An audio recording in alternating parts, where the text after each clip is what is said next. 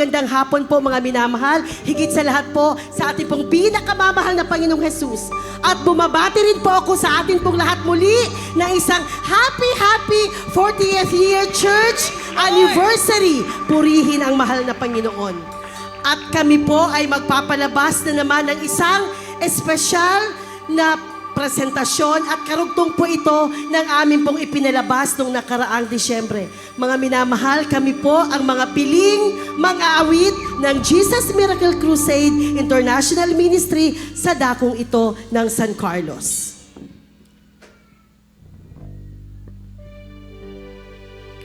Ating natunghayan ang unang bahagi ng paglalakbay ng mga Israelita. Kung paanong sinubukang pigilin ng mga taga-Ehipto ang mga anak ng Diyos sa kanilang daan palabas sa pagkakahulagpos ng sanlibutan. At kung paanong ang lahat ng ito ay napagtagumpayan ng mga Kristiyano sa tulong ng ating mahal na Panginoon. Subalit, isang disclaimer lamang po. Kung mapapansin po ninyo ay amin pong binago ang mga liriko ng ibang awitin, hindi dahil nais naming kutsain o ipagwalang bahala ang orihinal na mensahe nito, subalit nais lamang po namin na ito ay maging akma sa bawat yugto na aming ipalalabas. Ngayon, atin munang sagutin ang mga sumusunod na katanungan. Tunay nga bang tapos na ang pagsubok sa mga anak ng Diyos? Sapat na ba na tayo'y nakalaya sa Ehipto? Tiyak na ba ang ating pagtungo sa lupang ipinangako ng mahal na Panginoon? Atin nang ipagpatuloy ang ikalawang bahagi ng paglalakbay ng mga anak ng Diyos patungo sa lupang ipinangako. Nagagalak, pinalaya ni Jesus.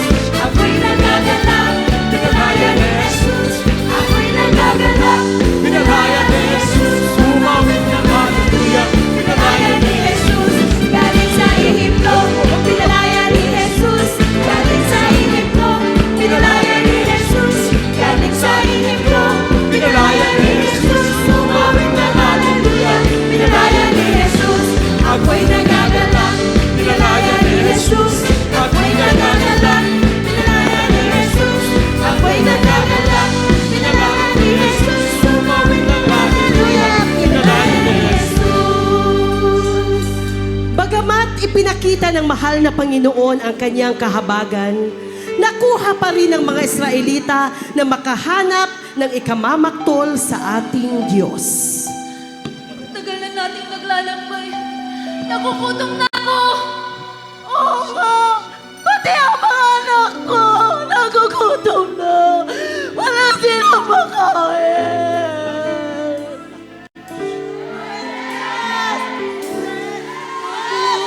Nagugutom kaming lahat.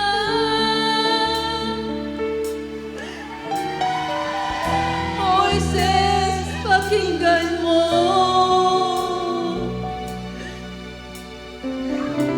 Aming dalangin sa Diyos iparating.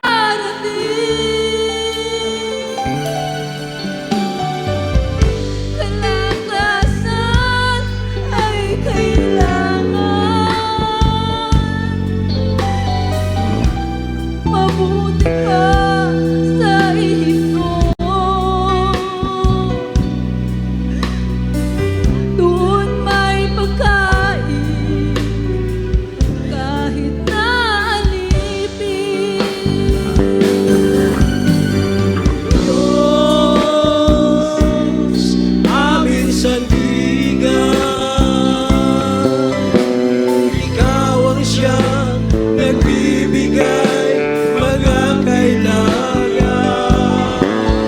Dinggin ang aming dalangin, ibus ang biyaya, kami palakasin.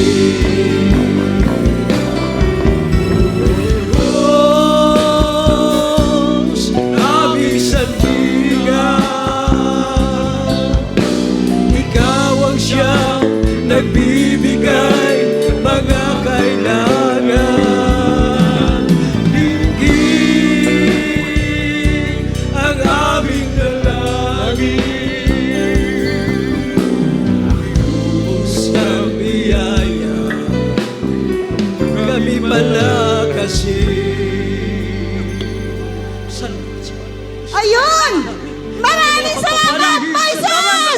Huwag kayong magpasalamat sa akin, kundi sa Diyos na buhay ang lahat ng kapurihan. Praise the Lord! O Jesus, sa pag-ibig mo, walang ibang nagmahal sa akin na katulad mo. Salamat, salamat, O Jesus, sa pag-ibig mo. Ako'y magsasaya sa piling mo. Salamat, salamat, O Jesus, sa pag-ibig mo. Walang ibang nagmahal sa akin na katulad mo.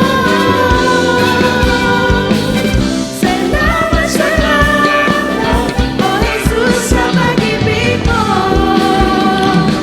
Ako'y masasaya sa piling mo. At nagpatuloy ang pagtamasa ng mga Israelita sa handog na mana ng mahal na Panginoon. Habang naglalakbay, patuloy na nagpuri at nagpasalamat ang mga Kristiyano hanggang sa... Puri na naman, puri na sa umaga, puri na naman sa gabi. Wala na ba tayong ibang gagawin kundi ito? Kaya nga nakakatamad. Kung natulog na lang sana tayo, hindi pa tayo pagod.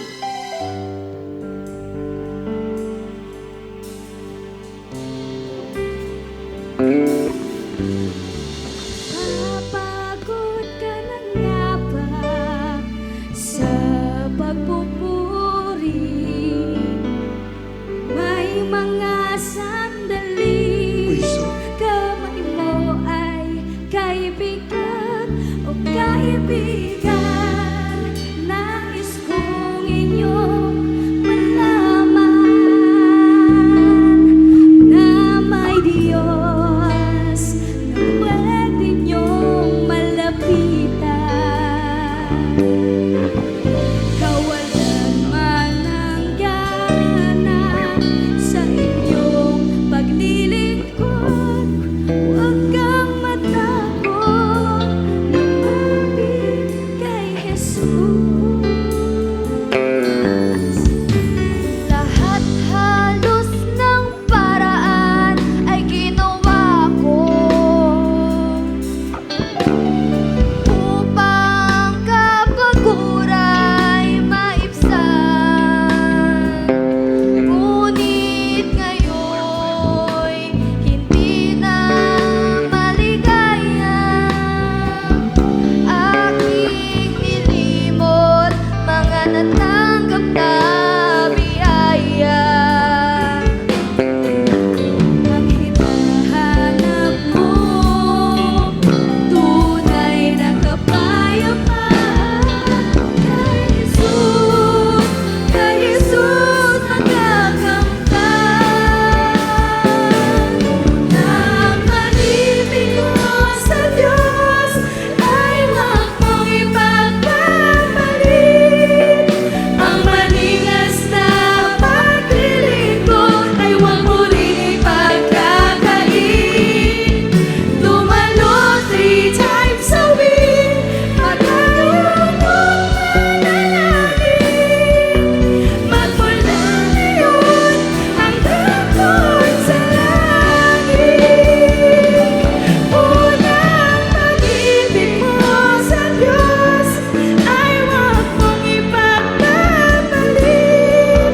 Ang maningas na paglilingkod ay huwag mo rin ipagkakain. Dumalo 3 times a week, magkayod at manalangin. Magmula ngayon hanggang doon sa langit. Ilang araw ang nakalipas, Moises, wala na ba itong katapos ng sakripisyo natin na to? Hanggang kailan ba tayo maglalakbay? Pagod na kami. Pinagdududahan ba ninyo ang kapangyarihan ng mahal na Panginoon? Ang Diyos na naglabas sa atin mula sa Ehipto, ang siyang Diyos rin na magdadala sa atin tungo sa lupang pangako. Ayan na naman siya. Ang pananampalataya ay paniniwala sa mga bagay na hindi mo ginawa. Ayan na naman siya. Winikan ng Diyos, tayo'y magsipag-ayuno. Bakit ba naging siya? Siya lang ba propeta? Ayan na naman siya. Ayan na naman siya. Hinematu umanahin, sebetakim gamiakan. Hinematu umanahin, sebetakim gamiakan. Hinematu. Hinemato. La la la la la la la la la la. Hinemato. Hinemato. La la la la la la la la la la. Magkaisa, tayo'y magkaisa. Huwag makichismis, tayo'y magkaisa. Iwasan ang reklamot pulungan. La la la la la la la la la la. Magkaisa, tayo'y magkaisa. Huwag makichismis, tayo'y magkaisa. Iwasan ang reklamot pulungan.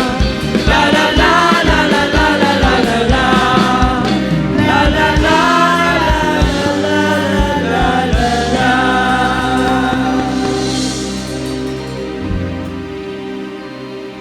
Ako'y nakatanggap ng mensahe mula sa Panginoon at kinakailangan kong umakyat sa bundok ng Sinai sapagkat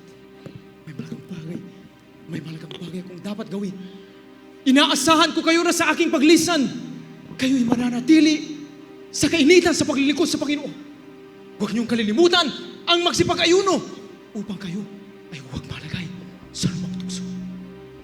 Kung gayon, kinakailangan ko nang umalis, maiwan kayo rito. At tumungo na nga si Moises sa bundok ng Sinai upang sundin ang utos ng mahal na Panginoon. Habang wala ang propeta ng Diyos,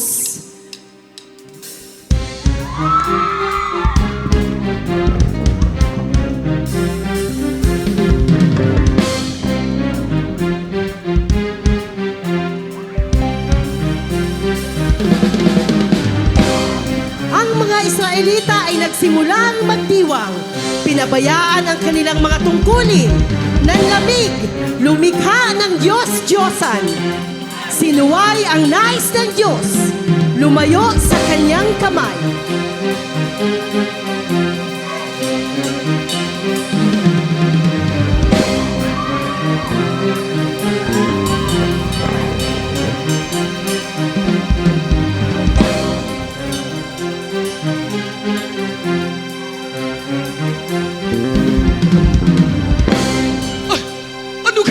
Anong kalabasanganan ng iyong ginagawa? Si Moises sa kanyang pagbaba ay natunghayan ang mga to. Siya ay nanlumo, dumaing sa mahal na Panginoon, lubos na nagtangis sa kinahantungan ng mga kapatid na iniwan niya. Anong nangyari sa inyo mga kapatid? Huwag kayong humingi ng kapatawaran sa akin, kundi sa Diyos, na walang ibang ginawa kundi ang mahalin ka, harugain at kabayan ka. Habang ako'y nakipag-usap sa Diyos sa bundok ng Sinai, nasumpungan ka ng Diyos. Nasunga sa iyo. Sa araw na revolta. Isang teknolohiya na ginawa sa kamay ng tao ay pinagpalit mo sa Diyos na buhay na nagligtas sa atin mula sa Ehipto. Kaya pinas ninyong kinalimutan ng Diyos.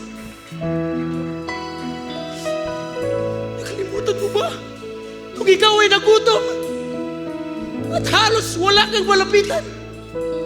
Pero ang Diyos nagpaula ng mana sa langit kung ikaw at ako'y busugin. Nakalimutan mo na ba nung kailan naghihina. At halos ayaw mo nang bumangon sa hirap. Pero pinalakas ka ng Diyos. Pinatayo ka ng Diyos. Binangon ka ng Diyos. Nung panahon, gulong-gulo ang iyong isipan. Bagbag ang iyong puso. Akala mo ang kalutasan, magpatiwakal. Akala mo ang kalutasan, takasan ng problema. Pero ang Diyos, nagpadala ng mga tao, nagturo sa'yo, nagbilin sa'yo, ng mga bagay na dapat mong gawin na sa kinulungtan ng Diyos, na magpapalakas sa'yo, magbibigay ng pag-asa, ng katatagan. Anong ginagalan ninyo sa Diyos? Pinagpalit ninyo yung Diyos sa mga bagay na walang kabuluhan sa mundo ito, na sa oras ng kapag-kapagan at pagsubok, hindi ka kailanman maririnig nito!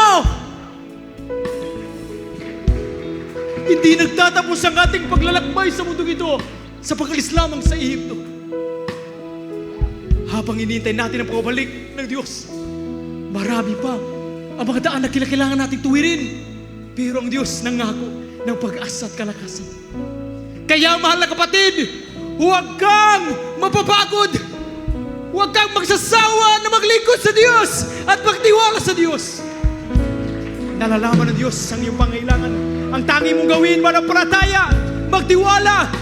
Huwag mong kalilimutan ang bilin ng propeta ng Diyos sa ating panahon. Marami ang Diyos, maraming ginamit ng Diyos upang mangusap.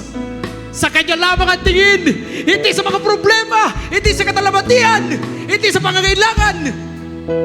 Kay Kristo lang ang tunay na pag-asa. Sa Kanya lamang natin matatagpuan ang kaligtasan, kapayapaan at buhay na walang hanggan. Ang puso ko'y ito, sa'yo'y walang matatago.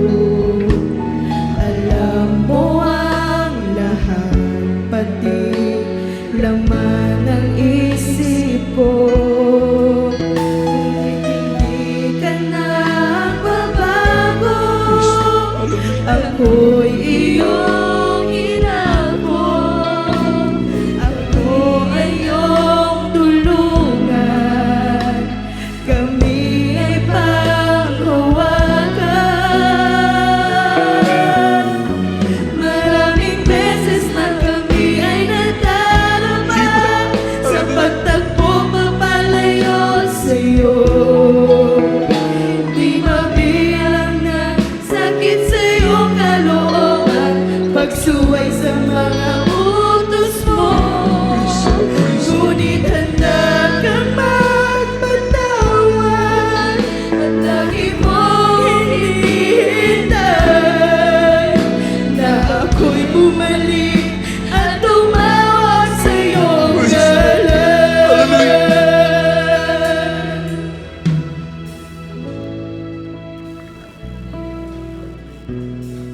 Ang paglalakbay ng mga totoong Kristiyano ay hindi natatapos sa paglabas nila sa Ehipto.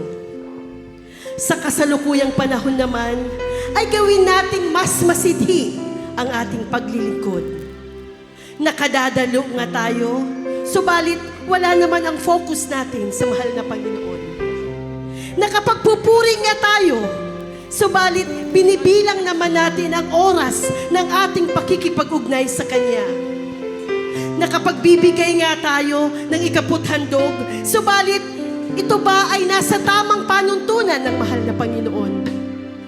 Nakapag-aayuno nga tayo, subalit ginagawa ba natin ito para mapalugdan ang Diyos? Mga minamahal, ating isapuso na tanging sa habag at awa lamang ng mahal na Panginoon tayo makatitiyak sa ating katubusan. Kaya ituon lamang natin ang ating mata at puso sa korona ng buhay na ating pinakaaasam-asam at nang makapiling natin ang mahal na Panginoon sa buhay na walang hanggan.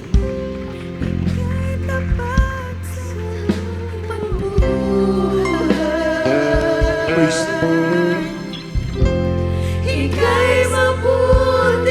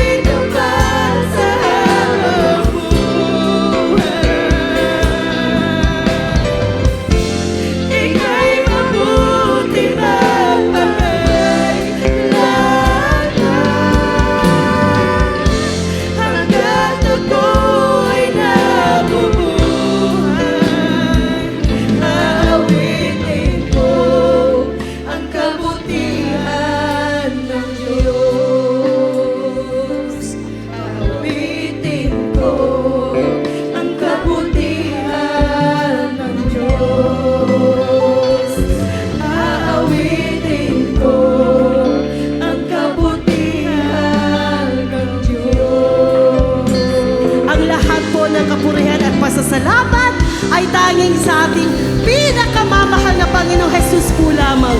Purihin ang ating mahal na Panginoon. Praise the Lord. Palakpakan po natin ang napakalakas ng ating mahal na